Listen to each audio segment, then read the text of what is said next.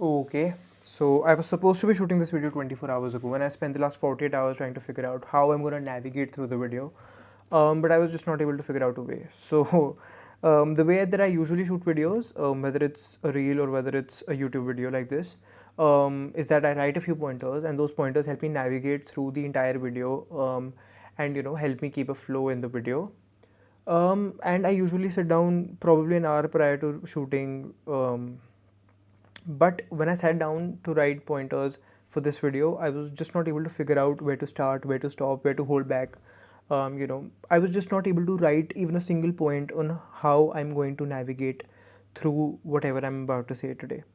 Because this isn't some concept that I've picked off the internet. It's not a business concept. It's not some theory that I'm trying to explain. It is something that has happened to me. It is something that has shaped the person that I am. And as much as I probably was hoping for a different outcome, it has probably been one of the biggest blessings that's ever happened to me. I initially thought that I would name this video why I did not get into an MBA college, but then I figured out that that title would probably not do justice, because probably more than why I did not get an MBA college, this is just the journey that's just taken me into so many different directions, and how it has shaped me from probably the past 2 years. um, so yeah, this is a story about how I did not get an MBA college even when I scored a 97.55 percentile in CAT, and a 97.67 percentile in ZAT, if I'm not wrong. I scored a 242 in NMAT. So all in all, I scored pretty well, but I did not get into an MBA college. So I'm gonna start right at the beginning, right? So I had a friend who was going for an MBA, and he was prepping for CAT. As far as I can remember, and so we met one day, and he was just telling me about this exam that he's preparing for. I had no idea what CAT was. I had no idea what it stood for. I had no idea why people gave it. I'd heard about the exam, but I did not have a clue as to why people go and give out this exam. So I met him one day, and he told me that you give this exam when you want to go for an MBA and when you want to get into a top college within India. This is the exam that you go to. This is the entrance test for the best B schools in the country.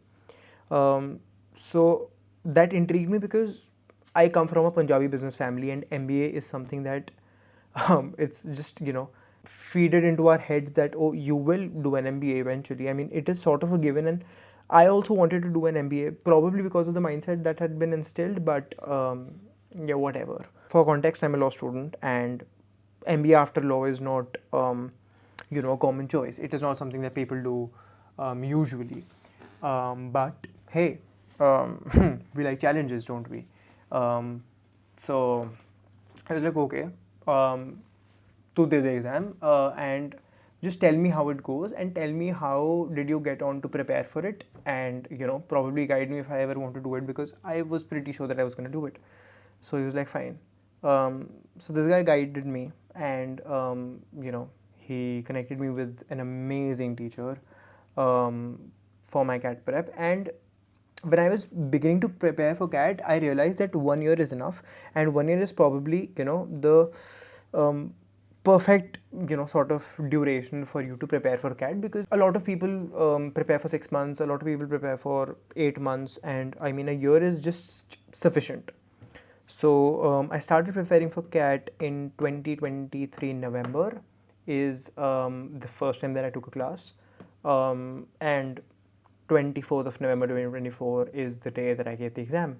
So I prepared exactly for a year. Why this was important for me is also because since I'm a law student, I hadn't touched maths in 4 years. Then I started the prep, I started the coaching, I started everything, and I started enjoying it because I like studying as a person, right? So I'm nerdy that way. So I just started preparing, and as we went forward, the anxiety sort of started to kick in. But I was extremely confident, and I was like, I just want to get into a tier 1 college. I'm not particularly looking for an IIM. I would be okay with any tier 1 college. If it's an IIM, that would be amazing. But even if it's not, I would be really happy if I get into a tier 1 college, and I did not want to go in any college beyond a tier 1 college. Taking nothing away from those colleges, it's just something that I did not feel was right for me. So I started prepping, I started having a lot of fun. I started these coachings and everything, and when the exam was approaching, I was watching a lot of content related to CAT and related to MBA. So it intrigued me even further. I gave the exam, the results came in. I scored a 97.55 percentile overall. I scored a 97.49 percentile in the quant section specifically. And mind you, I haven't touched mathematics in 4 years before I started the prep, right? And I wasn't very good at maths in 11th and 12th either. So 97.49 in a quant, I was like, I've done extremely exceptionally well. And I scored above 90 percentile in all sections. I think I had a 96.56 or something like that in the DILR section as well. So I was like, I've done fairly well. Then I gave the NMAT. I scored a 242. I was like, I've done well here as well. I gave the ZAT. I scored 97.67 pretty well. The decision making section in ZAT, which is like the killer section in ZAT, I scored a 99.xx percentile. I don't remember the exact percentile. I'll put it here. So I was extremely confident about how the exams had gone and how I had scored in these exams. So now comes the real part.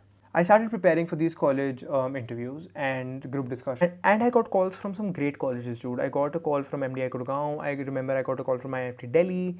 I got a call from Auxiliary Jamshedpur. I got a call from NMIMS Bombay. So I was extremely confident because I was also what they call in the MBA zone as a diversity student, right? I'm not an engineer. I'm not a BBA student, I'm not a BCom student. So I came under the diversity quota. I was a lawyer. For context, a diversity quota student is someone who is not from these mainstream fields. These mainstream fields are people who usually come for an MBA, and an architect, a lawyer, or doctor. These are the fields that do not come for an MBA that often, and the colleges want a diversity in their mix of students. That is why they probably pick students from different domains. So I was from a very unorthodox domain as far as MBA was concerned. So I was also confident with that factor. I went in, I gave interviews, I gave everything. I had a killer group discussion in MDI Gurgaon. I was extremely confident. I had an extremely good interview. I had a good interview for Auxiliary Jamshedpur as well. But I mean, I also had a 97.67 in ZAT. मेरे को लगा था कि वो थोड़ा कम है for Auxiliary Jamshedpur, so I was not expecting a lot. But MDI Gurgaon, I had killed it. I was extremely hopeful and I was just waiting. And then come out the calls, and I did not make it to either one of them. I remember my waitlist in MDI Gurgaon was somewhere in 400s. Which does not really clear. I don't think it went beyond 300, 350 if I remember correctly.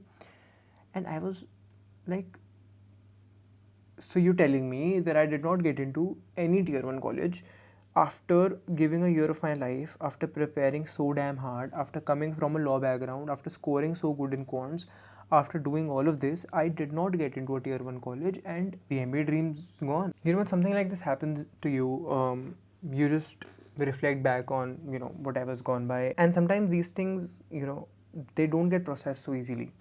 You go back and you look at whatever's gone by, and you look back at what you could have done better, at where you could have not lagged, and I honestly could not find anything. When I went back and reflected on the year that had gone by, I didn't think that there was any stone that I had left unturned.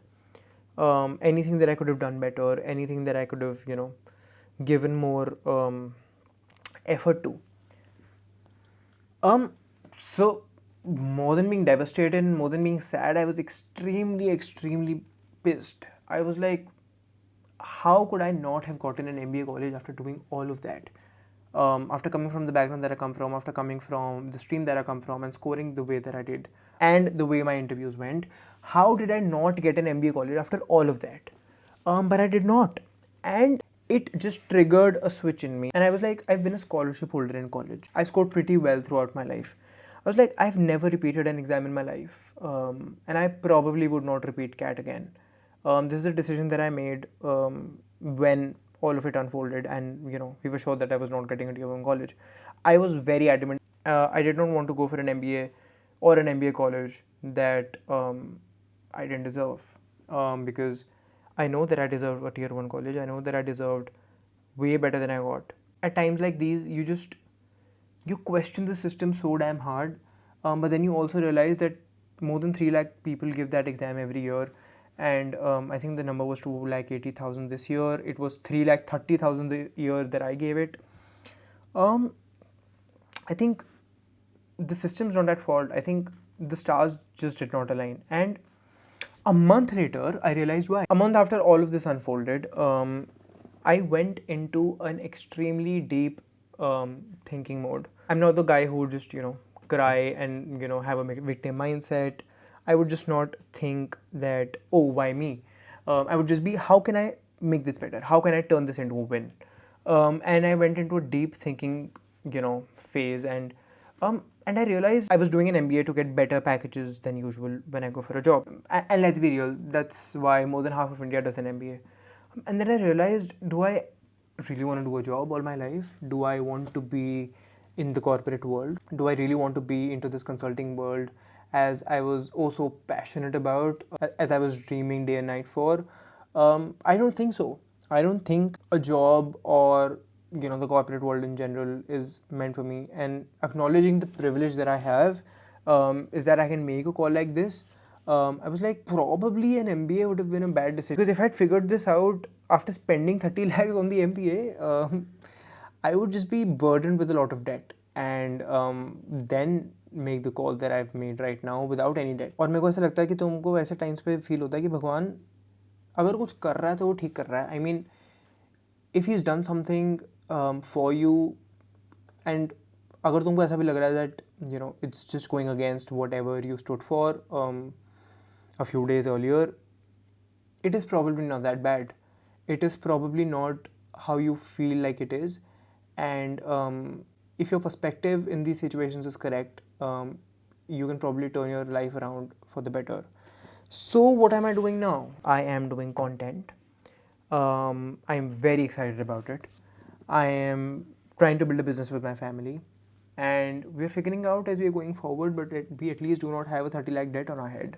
Touch wood, I am lucky to be privileged enough to make the kind of decisions that I make, to be able enough to not be sad when I did not get the college that I wanted, to just be confident in my abilities, and to understand that it is not the end of the world. Life does turn great, and if it hasn't happened yet, does not mean that it never will. So here is a message that I wanted, to give out with the story time. It's that, and this is not scripted, it's that when life throws you into positions and things that you think, oh, it couldn't get any worse. A, trust me, it can. And B, it's probably going to work out in your favor eventually. जो होता है अच्छे के लिए होता है, वो ऐसे ही नहीं बोलते हैं. There is a reason why everyone believes in this concept. There is a reason why everyone thinks कि जो हो रहा है वो अच्छे के लिए हो रहा है. I am sitting in a position where I haven't seen any results with respect to whatever I thought of doing alternatively to doing an MBA, but we're working towards it. We are constantly trying to just be a better version of ourselves, to work harder than I did a day before. And I just remember this thing that Virat Kohli said, and being the Virat Kohli fanatic that I am, I remember him saying that failure is your biggest teacher, because success does not teach you as much. So we're waiting for success, and we're waiting for days that do not teach us as much as life has already. But we're hopeful, we're positive. And I know that this video was extremely serious, but I wanted to share this because this journey and this decision and this result is an extremely huge part of who I am right now. It has an extremely huge part to play in whatever I'm doing right now. I mean, the reason that I'm sitting down and making this YouTube video, the reason that I even have a YouTube channel, is all because of not getting the MBA college that I thought that I deserve. Is all because of not getting the tier 1 MBA college that I was so adamant to get. So I'll see you in the next video. We'll cover some fun things. I think my first vlog's coming up this Sunday because I just want to do something fun. I've done a couple of serious videos. So yeah, go like, share, subscribe, hit the like button. I am extremely excited to do this. I say this in every video, but I really am extremely excited to do this. I look forward to just be your source of motivation, fun, drama, knowledge, travel, goals, everything. So yeah, until next time, bye bye.